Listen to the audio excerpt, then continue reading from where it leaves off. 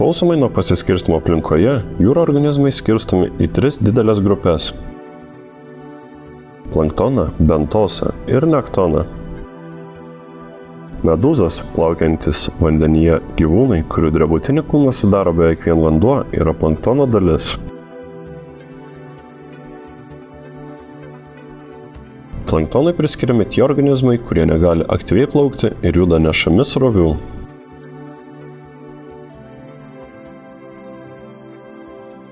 Krilvėžiai – mažų vėžiagyvių grupė, kuri yra pagrindinis banginių maistas, taip pat yra planktono dalis.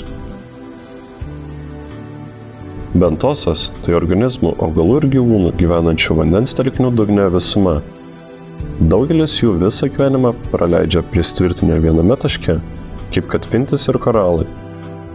Kiti šliaužioja, kaip jūros žvaigždės. Replioja kaip omarai arba plaukia kaip žuvis. Kai kurie gyvūnai gali judėjimo būdą kaitalioti. Pavyzdžiui, aštuonkojis paprastai replioja išilgai dugno, naudodamas 8 čiuopiklius su siurbtukais. Tačiau pavojaus atveju jis gali traukti vandenį į savo kūno ertmę ir susitraukus raumenims su jėga išstumti pasistumdamas pats.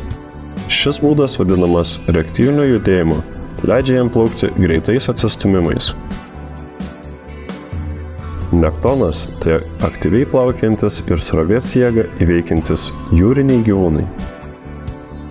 Tai žuvis ir kalmarai, banginiai, jūrinės gyvatės, dauguma vandens vėžlių.